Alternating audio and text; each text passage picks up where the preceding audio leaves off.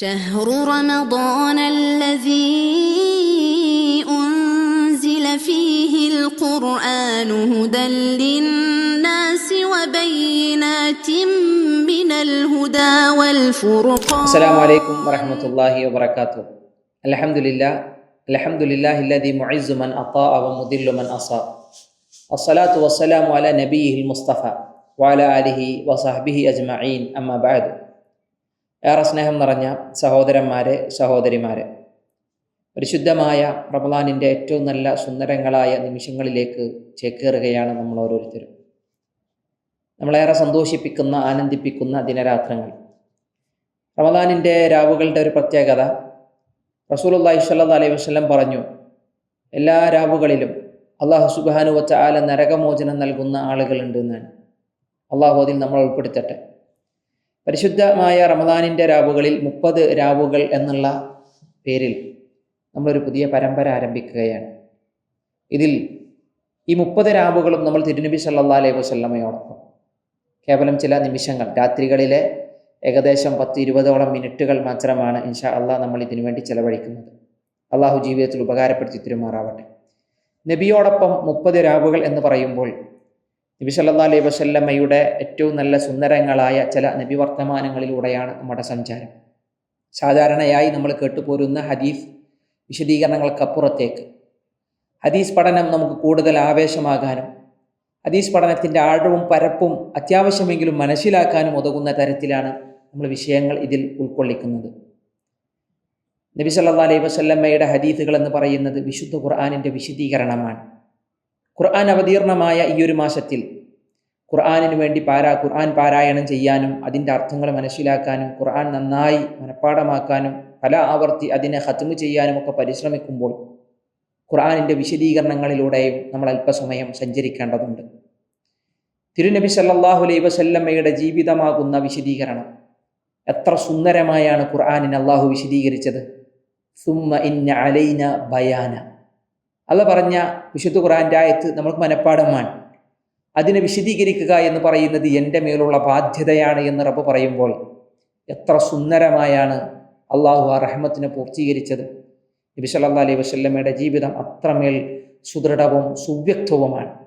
എന്നാൽ നബിയുടെ ഈ തിരുജീവിതത്തെ ക്രോഡീകരിക്കുവാൻ ഒരുപാട് ആളുകൾ ഒരു പുരുഷായുസ് മുഴുവൻ ചെലവഴിച്ച് അവർ അധ്വാനിച്ച അധ്വാനങ്ങളൊക്കെയാണ് പലപ്പോഴും ഈ ഒരു പഠനത്തെ വ്യതിരക്തമാക്കുന്നത്. പല ആളുകളും പലരെയും സംബന്ധിച്ചുള്ള ഗവേഷണങ്ങളും പഠനങ്ങളും നടത്തി. എന്നാൽ നബി സല്ലല്ലാഹു അലൈഹി വസല്ലമയുടെ ഹദീസുകൾ ക്രോഡീകരിച്ചു വച്ച, നബി വർത്തമാനങ്ങളെ ശേഖരിച്ചു വച്ച പഠന രീതി ലോകത്ത് വളരെ അതുല്യമാണ്. അതുപോലെ ഒന്നും വേറെ ഇല്ല. 1400 വർഷം മുമ്പ് റസൂലുള്ളാഹി സ്വല്ലല്ലാഹു അലൈഹി വസല്ലമ ചെയ്തതും അവിടുന്ന് മിണ്ടിയതും അവിടുന്ന് മിണ്ടാതിരുന്നതും ഒക്കെ കൃത്യമായി അതിൽ ഒരു കളങ്കമില്ലാത്ത രൂപത്തിൽ അതിനെ സൂക്ഷിച്ചു വെക്കാൻ സാധിച്ചു എന്നുള്ളത് തന്നെ മഹാ അത്ഭുതമാണ്. അതുകൊണ്ട് തന്നെ ഹദീസ് നിദാന ശാസ്ത്ര പഠനങ്ങളൊക്കെ നമ്മളെ വല്ലാതെ അത്ഭുതപ്പെടുത്തുന്ന നമുക്ക് ഒരു വേള കൗതുകവും സൃഷ്ടിക്കുന്ന മഹാപഠന മേഖലകളാണ്. ഏതായാലും ഇൻഷാ അള്ളാഹ് നമ്മൾ സഞ്ചരിക്കുന്നത്, ഈ രാവുകളിൽ സഞ്ചരിക്കുന്നത് അതിലൂടെയാണ്. അള്ളാഹു എളുപ്പമാക്കി തരുമാറാവട്ടെ. 30 രാവുകളിൽ 30 ഹദീസുകളെ വിശദീകരിക്കാനാണ് ഉദ്ദേശിക്കുന്നത്. 30 ഹദീസുകൾ വിശദീകരിക്കപ്പെടുന്നത് നമ്മൾ സാധാരണ കേൾക്കുന്ന രൂപത്തിൽ ഒരു ഹദീസ് പറഞ്ഞ് അതിനെ വിശദീകരിക്കുന്ന രീതിയല്ല തൽക്കാലം നമ്മളിവിടെ സ്വീകരിക്കുന്നത്. നമ്മൾ ആ 30 ഹദീസ് ഗ്രന്ഥങ്ങളിൽ നിന്ന് ശേഖരിച്ചു കൊണ്ടാണ്, അല്ലെങ്കിൽ അതിനെ തിരഞ്ഞെടുത്തിട്ടാണ് വിശദീകരിക്കുന്നത്. അതുകൊണ്ട് തന്നെ 30 ഹദീസ് ഗ്രന്ഥങ്ങളെ സംബന്ധിച്ച് നമുക്ക് പരിചയപ്പെടണം. 30 ഹദീസ് ഗ്രന്ഥങ്ങൾ എന്ന് പറയുമ്പോൾ ഓരോ ഹദീസ് ഗ്രന്ഥത്തിനും അതിൻ്റേതായ പ്രത്യേകതകളുണ്ട്. ഓരോ മുഹദ്ദിസും അവരുടെ ഗ്രന്ഥം രചിക്കാനുണ്ടായ കാരണങ്ങളും അതിൻ്റെ സവിശേഷതകളും നമുക്ക് പറഞ്ഞു പോകണം. അതുകൊണ്ട് തന്നെ ആ മുഹദ്ദിസുകളെ സംബന്ധിച്ചും നമ്മൾ പ്രതിപാദിക്കും. 30ഓളം മുഹദ്ദിസുകളെ നമുക്ക് പരിചയപ്പെടാം, 30ഓളം ഹദീസ് ഗ്രന്ഥങ്ങളെ പരിചയപ്പെടാം. ആ 30 ഹദീസുകൾ നമുക്കറിയാം. നബി സല്ലല്ലാഹു അലൈഹി വസല്ലമയുടെ ഹദീസ് ലോകത്ത് വ്യാപിപ്പിക്കാൻ സ്വഹാബത്ത്, നബിയുടെ കൂടെ ജീവിച്ച പ്രവാചക അനുചരന്മാർ ചെയ്ത അധ്വാനങ്ങൾ. എല്ലാ സ്വഹാബിമാരും ഹദീസുകൾ റിവായത്ത് ചെയ്തിട്ടില്ല. എന്നാൽ ഹദീസ് റിവായത്ത് ചെയ്യപ്പെടുക എന്നുള്ളത് സുഹബത്തിൻ്റെ ഒരു ക്രൈറ്റീരിയയായി ആരും നിശ്ചയിച്ചിട്ടുമില്ല. ഒരാൾ സ്വഹാബിയാവണമെങ്കിൽ ഒരു ഹദീസെങ്കിലും റിവായത്ത് ചെയ്യപ്പെടണം എന്ന് ചില ആളുകൾ വാദിക്കുമെങ്കിലും ഒരിക്കലും ഒരാൾ ഒരു ഹദീസ് റിവായത്ത് ചെയ്താലേ സ്വഹാബിയാവൂ എന്ന വാദം നിലനിൽക്കുന്നില്ല. നേരെ മറിച്ച് ഇമാം ബുഖാരിയെ പോലുള്ള മഹാപണ്ഡിതന്മാർ രേഖപ്പെടുത്തി നബി സല്ലല്ലാഹു അലൈഹി വസല്ലമയെ മുഅ്മിനായി കാണുകയും മുഅ്മിനായി മരണപ്പെടുകയും ചെയ്തവൻ സ്വഹാബിയാണ് എന്നാണ് റളിയല്ലാഹു അൻഹു. അതുകൊണ്ട് തന്നെ നമുക്ക് ഒരുപാട് സ്വഹാബിമാരുടെ പേരറിയാം. നമ്മുടെ ഉമ്മമാരായ ഉമ്മഹാത്തുൽ മുഅ്മിനീങ്ങളുടെ പേരറിയാം, നബി മക്കളുടെ പേരറിയാം, നബിയുടെ പെൺമക്കളുടെ പേരറിയാം, അവരെ വിവാഹം ചെയ്തവരെ സംബന്ധിച്ചറിയാം, നബി സല്ലല്ലാഹു അലൈഹി വസല്ലമയുടെ കൂടെ എപ്പോഴും നിലനിന്ന ചില സ്വഹാബത്തിനറിയാം, സ്വർഗം കണ്ടു സന്തോഷ വാർത്ത അറിയിക്കപ്പെട്ട 10 സ്വഹാബികളുടെ പേരറിയാം, അല്ലെ? ഇങ്ങനെ ഒരുപാട് സ്വഹാബികൾ അറിയാം.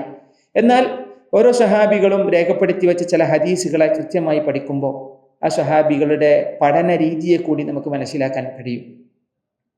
പഠന രീതി എന്നതുകൊണ്ട് ഉദ്ദേശിച്ചത് ഇസ്ലാമികമായ വിജ്ഞാനം നുകരാനുണ്ടായിരുന്ന അവരുടെ മനസ്സിലെ തീവ്രമായ ആഗ്രഹങ്ങളെ സംബന്ധിച്ചാണ്. അതുകൊണ്ട് തന്നെ ഹദീസ് റിവായത്ത് ചെയ്ത 30 സ്വഹാബികളെ ഈ 30 രാവുകളിൽ നമ്മൾ പരിചയപ്പെടും ഇൻഷാ അല്ലാഹ്.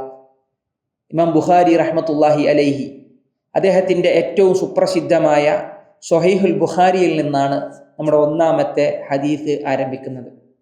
ഈ ഹദീസ് യാത്രയിൽ ഇമാം ബുഖാരിയെ സംബന്ധിച്ച് ഇന്ന് നമ്മൾ സംസാരിക്കും. ഇമാം ബുഖാരി അസ്സഹീഹ് എന്ന് ലോകത്ത് അറിയപ്പെട്ട ഇമാം ബുഖാരിയുടെ സ്വഹീഹ് എന്ന കൃതിയെ സംബന്ധിച്ച് നമ്മളിന്ന് സംസാരിക്കും. ആ കൃതിയിൽ നിന്ന് ഏറ്റവും ഒന്നാമത്തെ സ്വഹാബിയായി നമ്മൾ തിരഞ്ഞെടുത്തത് മഹാനായ അബൂബക്കർ സിദ്ദീഖ് റളിയല്ലാഹു അൻഹുവിനെയാണ്. അതുകൊണ്ട് തന്നെ അബൂബക്കർ സിദ്ദീഖ് റളിയല്ലാഹു അൻഹു റിവായത്ത് ചെയ്ത സ്വഹീഹുൽ ബുഖാരിയിലെ ഒരു ഹദീസാണ് നമ്മളിന്ന് തിരഞ്ഞെടുത്തിട്ടുള്ളത്. അതുകൊണ്ട് തന്നെ അബൂബക്കർ സിദ്ദീഖ് റളിയല്ലാഹു അൻഹുവിനെ നമ്മൾ പരിചയപ്പെടും. ഏതായാലും ഇൻഷാ അല്ലാഹ് അള്ളാഹു ആ ഒരു ഉദ്യമം നമുക്ക് എളുപ്പമാക്കി തരട്ടെ. ഇവിടെ നിന്നിട്ടുള്ള ഓരോ രാവുകളും അള്ളാഹു ധന്യമാക്കി തരുമാറാവട്ടെ. ആദ്യം ഇമാം ബുഖാരിയെ സംബന്ധിച്ച് പറയാം. ആരാണ് ഇമാം ബുഖാരി റഹ്മത്തുള്ളാഹി അലൈഹി? ഇമാം ബുഖാരിയുടെ പേര് ലോകത്ത് പ്രസിദ്ധമാണ്. എന്നാൽ അദ്ദേഹത്തിൻ്റെ മുഴുവൻ പേര് നമ്മൾ മനപ്പാടാക്കുന്നത് നല്ല കാര്യമാണ്. അൽ ഇമാം അൽ ഹാഫിൽ എന്നാണ് പലപ്പോഴും ഏതൊരു മുഹദ്ദിസിൻ്റെ പേര് പറയുമ്പോഴും ചരിത്രകാരന്മാർ നൽകാറുള്ള ഒരു ഡെസിഗ്നേഷൻ. അൽ ഇമാം, നേതാവ് എന്നുള്ള അർത്ഥത്തിൽ, ദീനിൻ്റെ വിഷയത്തിൽ അറിവ് നുകരുന്ന മഹാപണ്ഡിതൻ എന്നുള്ള അർത്ഥത്തിൽ.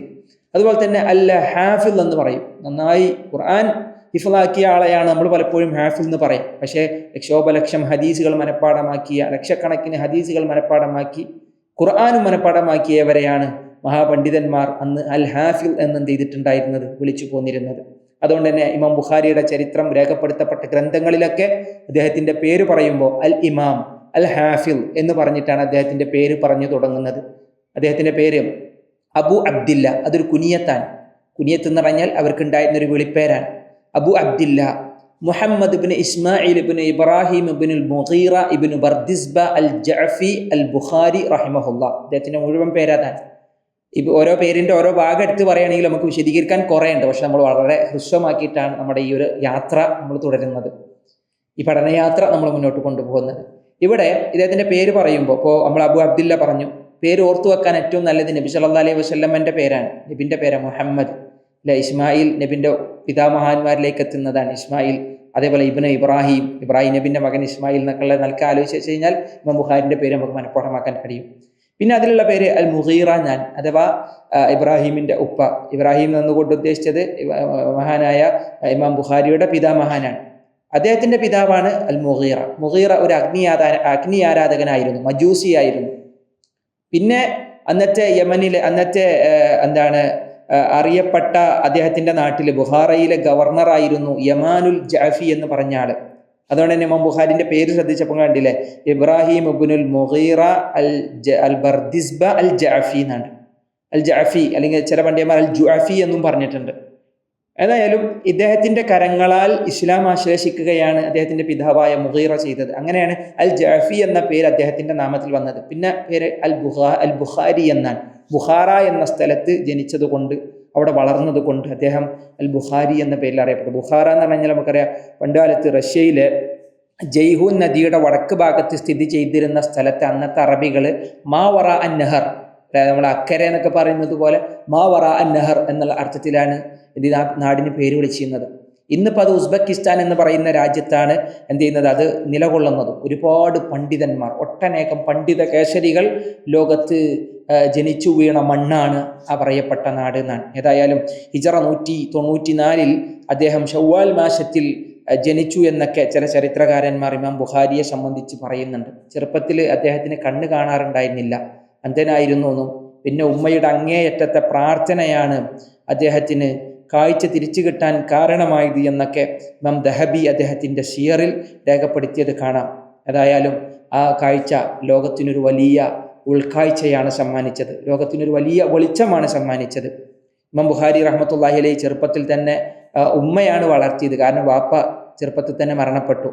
അനാഥനായി വളർന്ന ഇമാം ബുഖാരിയെ എൻ്റെ ഉമ്മ ഒരുപാട് നല്ല ശിക്ഷണത്തിൽ ഇസ്ലാമികമായ മര്യാദകളിൽ വളർത്തിപ്പോന്നു എന്നാണ്. ഇമാം ബുഖാരിൻ്റെ ഉപ്പാക്ക് പണ്ഡിത പാരമ്പര്യം ഉണ്ടായിരുന്നു. പണ്ഡിത പാരമ്പര്യം എന്ന് പറയാൻ കാരണം അറിവിനോട് ഇഷ്ടവും അറിവ് നുകരാൻ ശ്രമവും നടത്തിയിരുന്ന ആളായിരുന്നു ഇബ്രാഹിം എന്ന് പറഞ്ഞ ഇസ്മായിൽ ഇബ്നു ഇബ്രാഹിം എന്ന് പറഞ്ഞ ഇമാം ബുഖാരിയുടെ പിതാവ്. അദ്ദേഹത്തിൻ്റെ പിതാവിനെ സംബന്ധിച്ച് ഇമാം ബുഖാരി ഒരിക്കൽ പറഞ്ഞത്, എൻ്റെ ഉപ്പ മാലിക് ബിൻ അനസിൽ നിന്നും ഹദീസുകൾ ശേഖരിച്ചിട്ടുണ്ട് എന്നാണ്. അന്നത്തെ അറിയപ്പെട്ട ഇമാം മാലിക് ബിൻ അനസ് റഹിമഹുല്ല. മാത്രമല്ല ഹമ്മാദ് ബിൻ ലൈസിൽ നിന്നും ഹദീസുകൾ കേട്ടിട്ടുണ്ട്. അന്നത്തെ അറിയപ്പെട്ട അബ്ദുല്ലാഹിബിൻ മുബാറക്കിന് എൻ്റെ ഉപ്പ കൈകൾ കൊടുത്തിട്ടുണ്ട് എന്ന് വരെ പറയുന്നു ഇമാം ബുഖാരി റഹ്മത്തുള്ളാഹി അലൈഹി. ഇതൊക്കെ ഇമാം ദഹബി അദ്ദേഹത്തിൻ്റെ സിയർ എന്ന് പറയുന്ന സിയർ അലാമുൻ നുബല എന്ന ഗ്രന്ഥത്തിൽ രേഖപ്പെടുത്തി വെച്ച വരികളാണ്. ഏതായാലും ഇൻഷാ അല്ലാഹ് വല്ലാതെ ഞാൻ അവിടെ വിശദീകരിക്കുന്നില്ല. 10ാമത്തെ വയസ്സിൽ ഇമാം ബുഖാരി ഖുർആൻ മനഃപ്പാഠമാക്കി. 10ാമത്തെ വയസ്സിൽ ഖുർആൻ മനഃപ്പാഠമായി. ചില പണ്ഡിതന്മാരെ 10ാമത്തെ വയസ്സിന് മുമ്പേ ഹാഫിളായിട്ടുണ്ട് ഞാൻ, ഖുർആൻ ഹിഫ്ലാക്കി ഞാൻ. ഖുർആൻ മാത്രമല്ല, അദ്ദേഹം അന്നത്തെ അറിയപ്പെട്ട ഇമാം വക്കീഅ് ഇബ്നു ജറാഹ്, അതുപോലെ തന്നെ അറിയപ്പെട്ട മഹാനായ അബ്ദുല്ലാഹിബിൻ മുബാറക്, ഇവരുടെയൊക്കെ ഹദീസ് ഗ്രന്ഥങ്ങളെ എന്ത് ചെയ്തിട്ടുണ്ട് ഇമാം ബുഖാരി ഈ ഖുർആൻ ഹിഫ്ലാക്കിയതിന് ശേഷം മനഃപ്പാഠമാക്കി വെച്ചു എന്നാണ്. പിന്നീട് അദ്ദേഹത്തിൻ്റെ ഉമ്മയുടെയും സഹോദരൻ്റെയും കൂടെ മക്കയിലേക്ക് പോയി. മക്കയിൽ കുറേ കാലം പിന്നെ മക്കയിൽ കഴിഞ്ഞു. അദ്ദേഹത്തിൻ്റെ ഉമ്മയും സഹോദരനും മക്കയിൽ നിന്ന് ബുഖാറയിലേക്ക് തിരിച്ചു വന്നപ്പോഴും ഇമാം ബുഖാരി പിന്നെ തിരിച്ചു വന്നില്ല. അദ്ദേഹം മക്കയിൽ തന്നെ ഹദീസ് പഠനത്തിന് വേണ്ടി അദ്ദേഹം അവിടെ മുഴുകുകയാണ് ഉണ്ടായത് എന്നാണ് അദ്ദേഹത്തിൻ്റെ ചരിത്രം വായിക്കുമ്പോൾ കാണാൻ കഴിയുന്നത്. ഏതായാലും പിന്നീട് മക്കയിൽ നിന്നുള്ളൊരു യാത്രകളാണ്. ഹദീസുകൾ പഠിച്ച് ഹദീസുകൾ തേടി ഹദീസുകൾ നേടിയെടുക്കാൻ വേണ്ടി ഇറാഖിലെ ബഗ്ദാദിലും ബസ്രയിലും കൂഫയിലും അതുപോലെ തന്നെ മദീനയിലും ഈജിപ്തിലും ഷാമിലുമൊക്കെ അതിവിശാലമായ യാത്രകൾ നടത്തിയത് ലോകത്ത് ഇമാം ബുഖാരിയെ അതുല്യമാക്കുകയാണ്. അന്നത്തെ കാലഘട്ടത്തിൽ സൗകര്യങ്ങളൊന്നുമില്ല. പക്ഷേ ഹദീസുകൾക്ക് വേണ്ടി അദ്ദേഹം നടത്തിയ യാത്രകൾ ഒരു മാപ്പ് ഇങ്ങനെ വരച്ച് അതിൻ്റെ കിലോമീറ്ററുകൾ രേഖപ്പെടുത്തുമ്പോൾ നമുക്ക് അത്ഭുതം കൂറേണ്ട ചില സംഗതികളാണ്. അദ്ദേഹം ഒരുപാട് യാത്രകൾ ചെയ്തു. അതുകൊണ്ട് തന്നെ എണ്ണമറ്റ പണ്ഡിതന്മാർ ഗുരുനാഥന്മാരായിട്ട് ഇമാം ബുഖാരിക്കുണ്ട്. ഇമാം ബുഖാരിൻ്റെ അധ്യാപകന്മാരുടെ ലിസ്റ്റ് എടുക്കുകയാണെങ്കിൽ ചില ചരിത്രകാരന്മാർ പറഞ്ഞ 1080ഓളം വരുന്ന പണ്ഡിതന്മാരിൽ നിന്ന് ഇമാം ബുഖാരി ഹദീസുകൾ രേഖപ്പെടുത്തിയിട്ടുണ്ടെന്നാണ്. 1080ഓളം വരും അവരുടെ എണ്ണം എടുക്കുകയാണെങ്കിൽ. അവരൊക്കെ മുഹദ്ദിസീങ്ങളായിരുന്നു. ഈ 1050ഓളം എന്ന് പറഞ്ഞൊക്കെ മുഹദ്ദിസീങ്ങളാണ്. ഹദീസിനായിട്ട് ആയുസ് ഒഴിഞ്ഞു വെച്ച ആളുകൾ, ഹദീസുകൾക്കായിട്ട് ആയുസിനെ ചെലവഴിച്ച ആളുകൾ. ഏതായാലും ആ പണ്ഡിതന്മാരൊക്കെ അഹ്ലുസുന്നയുടെ മഹാപണ്ഡിതന്മായിരുന്നു.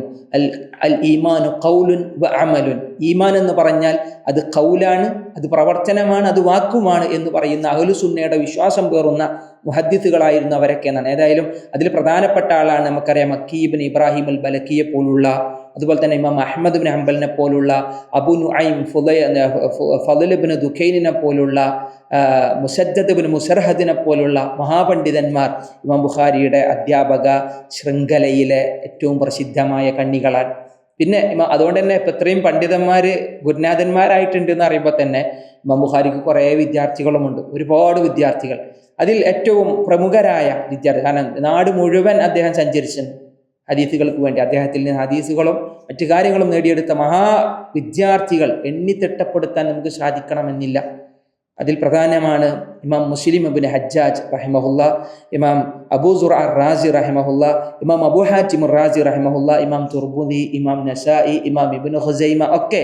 ഇമാം ഖുസൈമയൊക്കെ ഈ അറിയപ്പെട്ട അദ്ദേഹത്തിൻ്റെ ശിഷ്യഗണങ്ങളിൽ പ്രസിദ്ധരാണ്. ഏതായാലും അദ്ദേഹത്തിൻ്റെ ഗുരുനാഥന്മാരെയും അദ്ദേഹത്തിൻ്റെ ശിഷ്യന്മാരെയും പറഞ്ഞത് ഇമാം ബുഖാരിയെ നമ്മൾ കൂടുതൽ മനസ്സിലാക്കാൻ വേണ്ടി. ഏതായാലും അദ്ദേഹത്തിന് ഇസ്ലാമിക ലോകത്ത് ഒരുപാട് വലിയ സ്ഥാനമുണ്ട്, വലിയ പണ്ഡിതനാണ്. ഇമാം ബുഖാരി ഒരിക്കൽ പറഞ്ഞു, ഞാൻ 1,00,000 സ്വഹീഹായ ഹദീസും 2,00,000 ദുർബലമായ ഹദീസും മനഃപ്പാഠമാക്കി വെച്ചിട്ടുണ്ടെന്നാണ്. അദ്ദേഹത്തിൻ്റെ അറിവാണ് അവിടെ ഓർമ്മിപ്പിക്കുന്നത്. ഇമാം ബുഖാരിയെ സംബന്ധിച്ച് അന്നത്തെ അദ്ദേഹത്തിൻ്റെ സമകാലികരായ ആളുകൾ, പ്രത്യേകിച്ച് അദ്ദേഹത്തിൻ്റെ ചില ഗുരുനാഥന്മാർ ഇസ്ഹാഖ് ഇബ്നു റാഹവൈഹിയെ പോലുള്ള അന്നത്തെ അദ്ദേഹത്തിൻ്റെ ഗുരുനാഥന്മാർ പറയാണ്, ഈ യുവാവിൽ നിന്ന്, ഈ ചെറുപ്പക്കാരിൽ നിന്ന് നിങ്ങൾ അറിവിനെ സ്വീകരിക്കണം.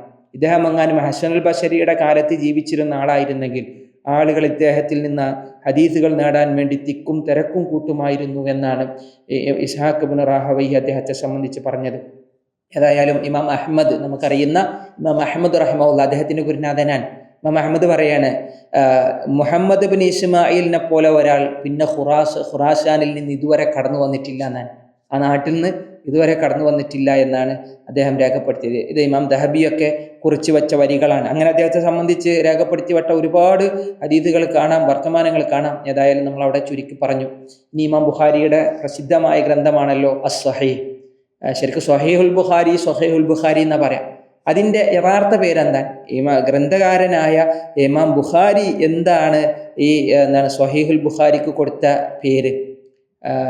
ജാമിഉ സ്വഹീഹ് എന്ന് നമ്മൾ പറയാറുണ്ട് അല്ലേ? ഇപ്പോൾ ഇമാം ബുഖാരിൻ്റെ കൃതികൾ ആലോചിക്കുമ്പോൾ ഒന്ന് അദബുൽ മുഫ്രദ്, അതേപോലെ തന്നെ ഈ സ്വഹീഹുൽ ബുഖാരി, പിന്നൊന്നാണ് താരീഖുൽ കബീർ എന്ന് പറഞ്ഞ റാവിമാരെ സംബന്ധിച്ചുള്ള ഗ്രന്ഥം. ഇതിലേറ്റവും സവിശേഷമാണ് സ്വഹീഹുൽ ബുഖാരി. സ്വഹീഹുൽ ബുഖാരി എന്ന ഗ്രന്ഥം, അതിനു മുമ്പ് ഈ സ്വഹീഹുൽ ബുഖാരിക്ക് വേണ്ടി 16 വർഷക്കാലം ഇമാം ബുഖാരി എന്ത് ചെയ്തിട്ടുണ്ട്, ചെലവഴിച്ചിട്ടുണ്ടെന്നാണ്. ഇമാം ബുഖാരി മരണപ്പെടുന്നത് സമർഖന്ദി എന്ന് പറയുന്ന സ്ഥലത്താണ്. സമർഖന്ദിലെ ഹർത്തങ്ക് എന്ന് പറയുന്ന ഒരു പട്ടണം. വലിയ യാത്രകളൊക്കെ കഴിഞ്ഞിട്ട് അവസാനത്തെ യാത്ര തൻ്റെ കുടുംബക്കാരുടെ അരികിലാണ് എത്തിയത്. അവിടെ രോഗം ബാധിക്കുകയും പിന്നീട് അദ്ദേഹം കുറച്ചു കാലം അവരോടൊപ്പം ജീവിക്കുകയും അങ്ങനെ അസുഖം വന്നു. അദ്ദേഹം ഏകദേശം ആ അസുഖം മൂർച്ഛിച്ച് ഹിജ്റ 256 ആ നാട്ടിൽ അദ്ദേഹം മരണപ്പെടുകയും ചെയ്തു എന്നാണ്. ഏകദേശം 62 വയസ്സ് വരെ അദ്ദേഹം ഈ ലോകത്ത് ജീവിച്ചു. എന്നാൽ അദ്ദേഹത്തിൻ്റെ ആ 62 വയസ്സ് കാലയളവിലെ ഏറ്റവും പ്രസിദ്ധമായ അല്ലെങ്കിൽ ഏറ്റവും ശ്രേഷ്ഠമായ അധ്വാനം എന്ന് പറയുന്നത് സ്വഹീഹുൽ ബുഖാരി എന്ന ആ ഒരു ഗ്രന്ഥം തന്നെയാണ്. ആധുനിക കാലത്തെയും ഇനി പൗരാണിക കാലത്തെയും ഒട്ടുമിക്ക പണ്ഡിതന്മാരിലൂടെയും സ്വഹീഹുൽ ബുഖാരി എന്ന നാമത്തിൽ ഈ ഒരു പുസ്തകം എന്ത് ചെയ്തിട്ടുണ്ട്, പ്രസിദ്ധമായിട്ടുണ്ട്. ഇമാം ബുഖാരി അതിന് കൊടുത്ത പേര് അൽ ജാമി അൽ മുസ്നദ് അസ് സഹീഹ് അൽ മുഖ്തസർ മിൻ ഉമൂരി റസൂലില്ലാഹി സല്ലല്ലാഹു അലൈഹി വസല്ലം വ സുനനിഹി വ അയ്യാമിഹി എന്നാണ് ഇതിൻ്റെ മുഴുവൻ പേരായിട്ട് ഇമാം ബുഖാരി രേഖപ്പെടുത്തിയത്. ഇത് തഹദീബ് അസ്മാ വല്ലുഗ എന്ന് പറഞ്ഞിട്ട് ഇമാം നവവിൻ്റെ ഒരു പുസ്തകമുണ്ട്. അതിൽ ഇമാം നവവിയാണ് പറഞ്ഞത് ഇമാം ബുഖാരി എന്ത് ചെയ്തിട്ടുണ്ട്, ഇങ്ങനെയാണ് അതിന് പേര് കൊടുത്തതെന്നാണ്. എന്നാൽ സ്വഹീഹുൽ ബുഖാരിയുടെ ഏറ്റവും പ്രസിദ്ധമായ ഒരു വിശദീകരണമാണ് ഫത്ഹുൽ ബാരി, ഇബ്നു ഹജർ അസ്ഖലാനിയുടെ ഫത്ഹുൽ ബാരി ശർഹു സ്വഹീഹുൽ ബുഖാരി. അതിൻ്റെ മുഖദ്ദിമ അഥവാ ഹദിയുസ്സാരി, ഫത്ഹുൽ ബാരിയുടെ മുഖദ്ദിമക്ക് നമ്മൾ പേര് പറയാണ് ഹദിയുസ്സാരി. ആ ഹദിയുസ്സാരിയിൽ ഇബ്നു ഹജർ അസ്ഖലാനി റഹ്മത്തുള്ളാഹി അലൈഹി രേഖപ്പെടുത്തിയത് ഈ പുസ്തകം സ്വഹീഹുൽ ബുഖാരിയുടെ യഥാർത്ഥ പേര് അൽ ജാമിഉ സഹീഹ് അൽ മുസ്നദ് മിൻ ഹദീസ് റസൂലില്ലാഹി സല്ലല്ലാഹു അലൈഹി വസല്ലം വ സുനനിഹി വ അയ്യാമിഹി. അഥവാ 2 പേരായിട്ടാണ്, ഒന്ന് ഇമാം നവവി പറഞ്ഞതും ഒന്ന് ഇബ്നു ഹജർ അസ്ഖലാനി പറഞ്ഞത്. ഏതായാലും ഏറ്റവും പ്രസിദ്ധമായത് സ്വഹീഹുൽ ബുഖാരി എന്ന പേരിലാണ്. ഇനി ഇത് രചിക്കാനുള്ള കാരണം എന്താ? അന്നത്തെ കാലഘട്ടത്തിൽ ഒരുപാട് ഹദീസ് ഗ്രന്ഥങ്ങൾ ഉണ്ടായിരുന്നു. പക്ഷേ പലതിലും സ്വഹീഹും ഉണ്ട്, ദഈഫും ഉണ്ട്, പല രൂപത്തിലും ഇങ്ങനെ കൂട്ടിക്കഴച്ച രൂപത്തിലുള്ള ഹദീസുകളായിരുന്നു. അതുകൊണ്ട് തന്നെ സ്വഹീഹായ ഹദീസിനെ മാത്രം ക്രോഡീകരിക്കുക എന്നുള്ള നിലക്ക് എന്ത് ചെയ്തു, അദ്ദേഹത്തിൻ്റെ ഗുരുനാഥനായ ഇസ്ഹാഖ് ഇബ്നു ഇബ്രാഹിം, അന്നത്തെ ഇസ്ഹാഖ് ഇബ്നു റാഹവൈഹിയൊക്കെ, അബു ഇസ്ഹാഖ് റാഹവൈഹിയൊക്കെ അഭിപ്രായപ്പെട്ടപ്പോൾ എന്ത് ചെയ്തതാണ്, ഇമാം ബുഖാരി അങ്ങനെ ഒരു ഗ്രന്ഥം രചിക്കാൻ അദ്ദേഹത്തിന് തോന്നുകയും അദ്ദേഹം അതിലേക്ക് മുന്നിട്ടിറങ്ങുകയും ചെയ്തു എന്ന്. വേറെയും കുറേ കഥകൾ അദ്ദേഹം ഗ്രന്ഥം രചിക്കാനുണ്ടായ കാരണവുമായി ബന്ധപ്പെട്ട് പറയുന്നുണ്ട്. ഏതായാലും നമ്മളത് പ്രധാനപ്പെട്ട ഒരു കാര്യം സൂചിപ്പിച്ചെന്നുള്ളൂ. എത്ര ഹദീസ് ഉണ്ടാവും സ്വഹീഹുൽ ബുഖാരിയിൽ? സ്വഹീഹുൽ ബുഖാരിയിൽ ഏകദേശം ആവർത്തനമടക്കം 7275 ഹദീസുകൾ ഉണ്ട് എന്നാണ്, ആവർത്തനമടക്കം. അത് അങ്ങനെ രേഖപ്പെടുത്തിയത് ഇമാം നവവി, ഇബ്നു സലാഹൊക്കെയാണ് പറഞ്ഞത്. 7275 ഹദീസ്, 7275 ഹദീസ്. ഇനി ആവർത്തനമില്ലാതെ നോക്കുകയാണെങ്കിൽ 4000 ചില്ലാണം വരുന്ന ഹദീസുകൾ സ്വഹീഹുൽ ബുഖാരിയിലുണ്ട്. ഏതായാലും ഈ ഇത്രയും ഹദീസുകളെ അദ്ദേഹം ക്രോഡീകരിച്ചപ്പോൾ ഇമാം ബുഖാരി പറഞ്ഞത്, അള്ളാഹുവിനെയും എൻ്റെയും ഇടയിൽ ഒരു തെളിവായി 6 ലക്ഷത്തിൽ പരം ഹദീസുകളിൽ നിന്നാണ് 16 വർഷങ്ങളെടുത്ത് അൽ ജാമി എന്ന ഗ്രന്ഥം ഞാൻ രചിച്ചത് എന്നാണ് ഇമാം ബുഖാരി പറഞ്ഞു. 16 കൊല്ലെടുത്തു ഇങ്ങനെ ഹദീസുകളെ ക്രോഡീകരിക്കാൻ. എന്നിട്ട് അതിൽ മുഴുവൻ സ്വഹീഹായ ഹദീസുകളാണ് ഞാൻ ക്രോഡീകരിച്ചത് എന്നൊക്കെ അദ്ദേഹം രേഖപ്പെടുത്തിയത് കാണാം. ഏതായാലും ഇമാം ബുഖാരി റഹ്മത്തുള്ളാഹി അലൈഹി പറഞ്ഞതാണ് അതിൽ അവസാനത്തെ വരി, അവസാനത്തെ വാക്ക് എന്നാണ്, ഇമാം നവവി ഒരിക്കൽ പറഞ്ഞത്, വിശുദ്ധ ഖുർആനിന് ശേഷം ഏറ്റവും അസഹായ ഗ്രന്ഥം സ്വഹീഹുൽ ബുഖാരിയും സ്വഹീഹു മുസ്ലിമുമാകുന്നുവെന്ന് പണ്ഡിതന്മാരെല്ലാം ഏകോപിച്ചിരിക്കുന്ന ഒരു കാര്യമാണ്.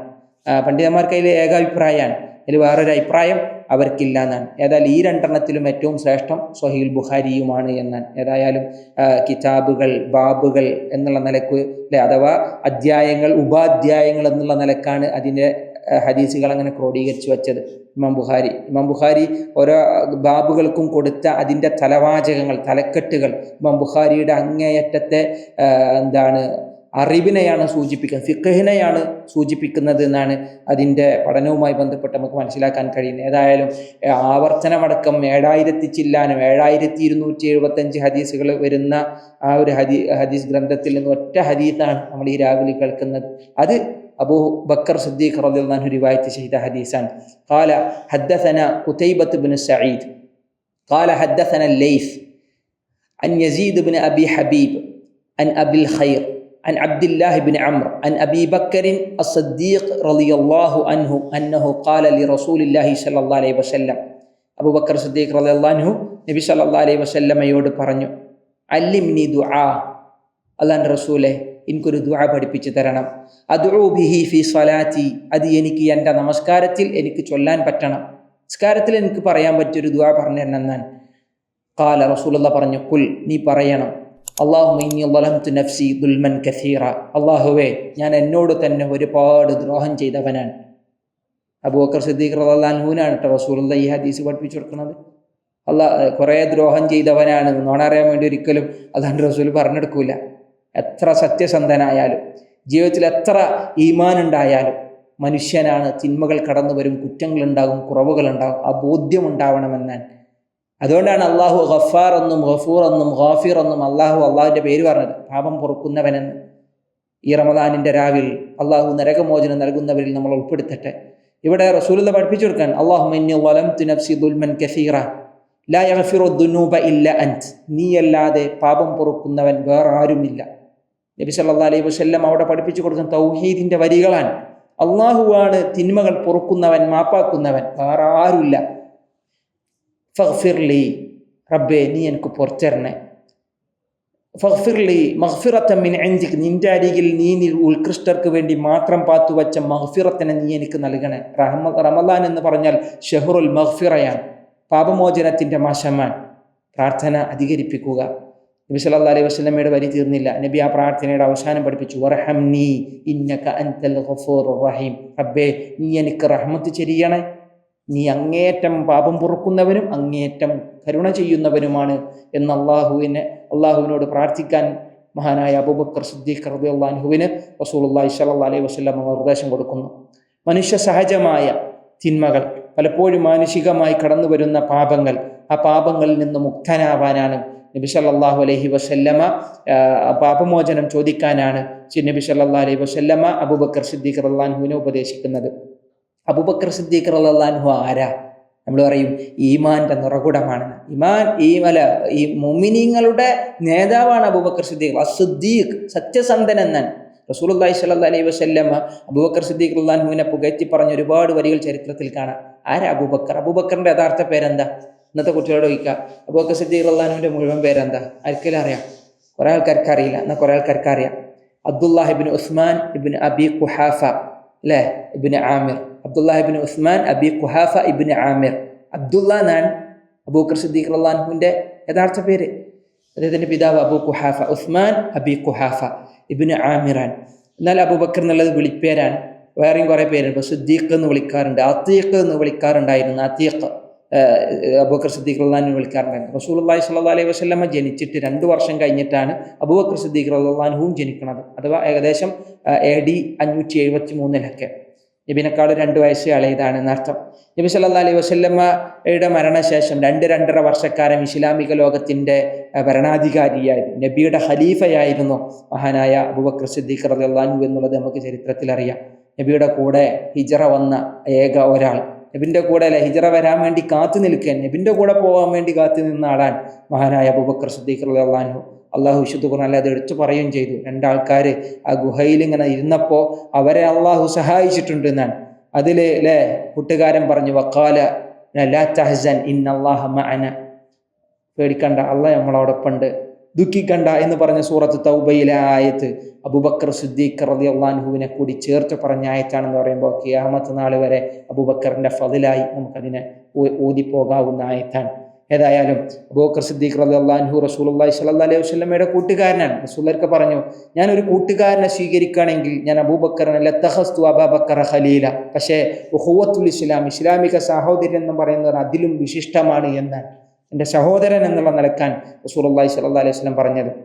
ഒരിക്കൽ ഉമർ റളിയല്ലാഹു അൻഹു പറഞ്ഞത്, അബൂബക്കർ ഞങ്ങളുടെ നേതാവാണ്, അമീറുന, ഞങ്ങളിൽ ഉത്തമനുമാണ്, വ അഫ്ളലുന, നബി സല്ലല്ലാഹു അലൈഹി വസല്ലമയിലേക്ക് ഏറെ പ്രിയപ്പെട്ടവനും അബൂബക്കറാണെന്ന് നബിക്ക് ഭയങ്കര ഇഷ്ടമാണ്. സ്വഹാബികളെ കൂട്ടം ഒരിക്കൽ മഹാനായ അംർ ഇബ്നു ആസ് റളിയല്ലാഹു അൻഹു റസൂലുള്ളാഹിന്റെ അടുത്ത് വന്ന് ചോദിച്ചല്ലോ, റസൂൽ എങ്ങൾക്ക് ആരെ ഇഷ്ടം?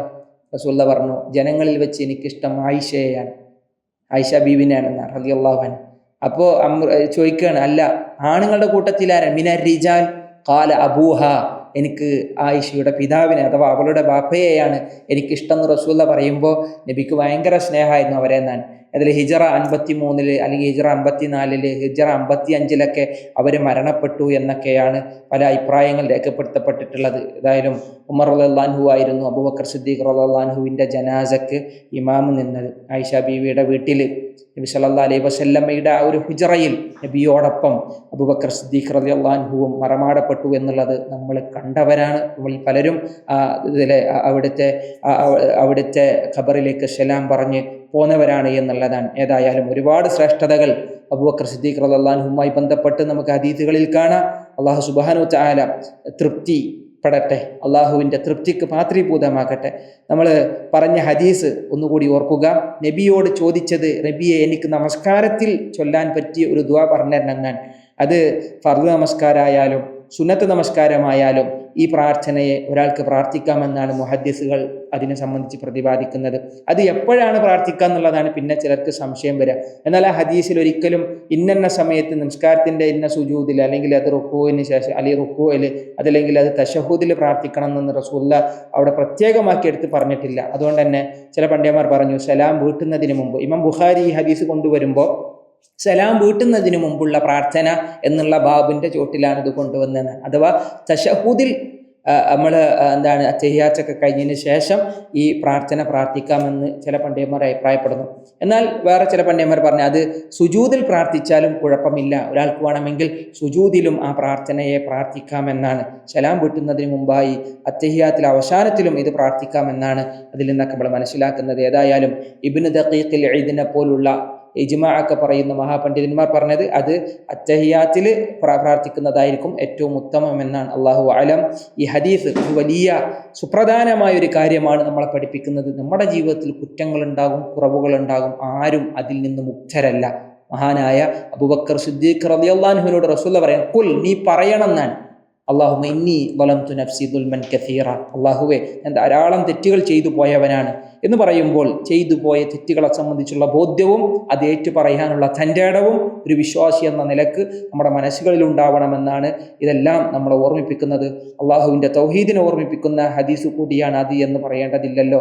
ഏതായാലും വളരെ ഹ്രസ്വമായി അതിനെ ചുരുക്കി പറഞ്ഞു എന്ന് മാത്രം. അള്ളാഹു നമ്മളിൽ നിന്ന് സ്വീകരിക്കുമാറാവട്ടെ. ഇൻഷാ അള്ളാഹ് അടുത്ത രാവിൽ നമുക്ക് ഇമാം മുസ്ലിമിൻ്റെ സ്വഹീഹിനെയും അതിൽ നിന്നൊരു ഹദീസിനെയും നമുക്ക് വിശദീകരിക്കണം. അള്ളാഹു അതിന് എളുപ്പം നൽകുമാറാവട്ടെ, അതിന് തൗഫീക്ക് ചെയ്യുമാറാവട്ടെ. ശുക്രൻ, ജസാക്കുമുല്ലാഹു ഖൈറ. വസല്ലല്ലാഹു അലാ നബീന മുഹമ്മദ് വഅലാ ആലിഹി വസഹ്ബിഹി വസല്ലം. അസ്സലാമു അലൈക്കും വറഹ്മത്തുള്ളാഹി.